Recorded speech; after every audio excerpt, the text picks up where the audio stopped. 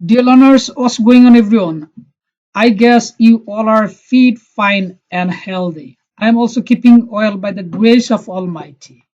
In today's lecture, I'll be talking some very amazing uses of modals and auxiliaries used in our daily life situations. So, well, take a look. First, take a look. Use of should. Should is used in two ways. One is to express morality, and another one is to give or take advice. To take express morality, we all know it very well. Uh, in Bangladesh, we usually use this in our daily life speaking. Like, you should obey your parents. তুমি তোমার বাবা মাকে সম্মান করা উচিত. This is our morality. You shouldn't watch TV so much. তোমার এত TV দেখা ঠিক না. It's one kind of morality. But the most amazing use is to give or to take advice. এটা আমরা অনেকে আমরা in this case আমরা should use করি না, আমরা ইউজ করি future indefinite tense shall or will. আমরা যদি এখানে একটা এক্সাম্পল দেখি, I'd like to go to UK. I'd like to mean এটার অর্থ হচ্ছে আমি চাই. I'd like to politely কোনো কিছু চাওয়া. I'd like to go to UK, আমি UK যেতে চাই. তো এখন আমি তার কাছে আমি অ্যাডভাইস চাবো. What should I do now?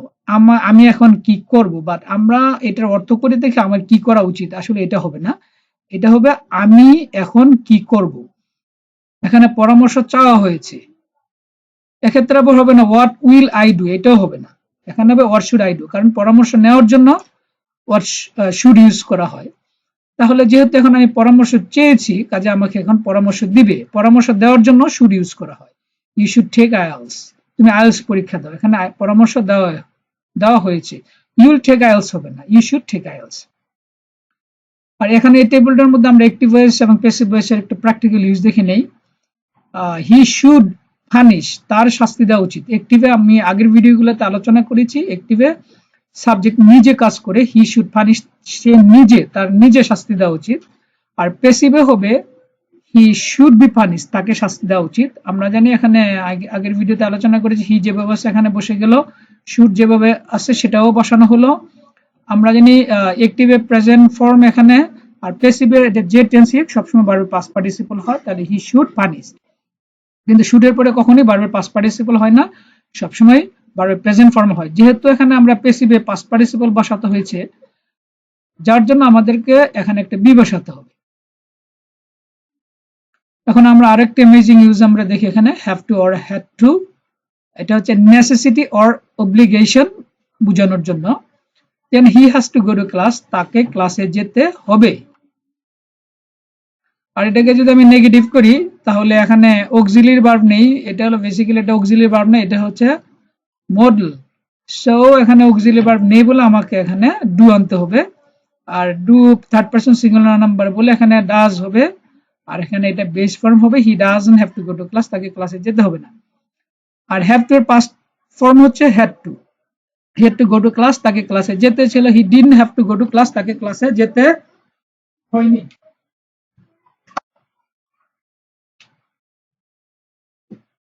Active ভয়েসে এখানে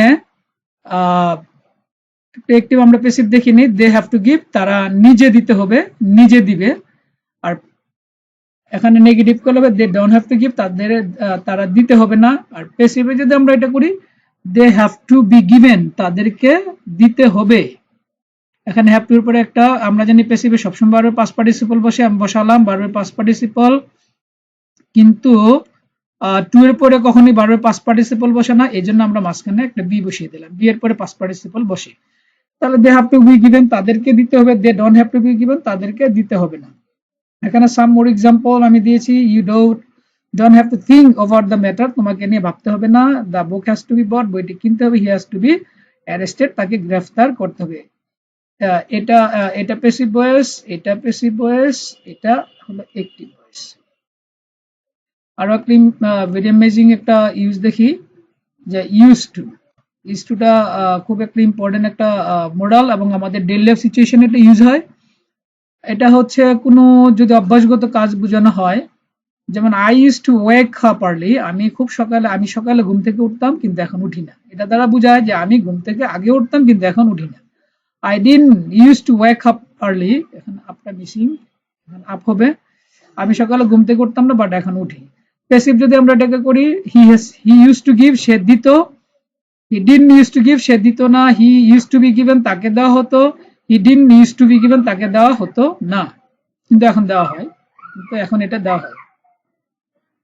আমরা আরেকটা স্লাইড এখানে দেখে নেই। আই এম ইউজ টু, এখানে সাবজেক্টের পরে to be verb, to be ভার্বের পরে ইউজ টু, তারপর ভার্বের সাথে ING. I am use to walking up early, আমি খুব সকালে ঘুম থেকে আমার ওঠার অভ্যাস আছে। I am not use to walking up early, আমার সকালে ঘুম থেকে ওঠার অভ্যাস নেই। এখানে ছিল সাবজেক্টের পরে টু বি ভার্ব, তারপরে ইউজ টু, তারপর ভার্বের সাথে আইএনজি। বাট এখানে সাবজেক্টের পরে ইউজ টু, তারপরে সরাসরি আমরা নাউন বসিয়ে দেব। যেমন he is use to rice, সে তার ভাত খাওয়ার অভ্যাস আছে বা ভাত খাওয়া অভ্যস্ত। He is use to corruption, তার দুর্নীতি করার অভ্যাস আছে। He is or an is to rice, তার ভাত খাওয়ার অভ্যাস নেই। তাহলে কেউ যদি এরকম আমরা বলতে চাই যে এটা আমার এটা এটা করার অভ্যাস আছে আমার, আমরা অনেক সময় বলি এটা আমরা হ্যাবিচুয়েটেড, আসলে এটা হবে না, এটা বলতে হবে we are used to. So that's it. I wish you all the very best. Hope to see you again. Till then, take care and keep me in your prayers. Goodbye.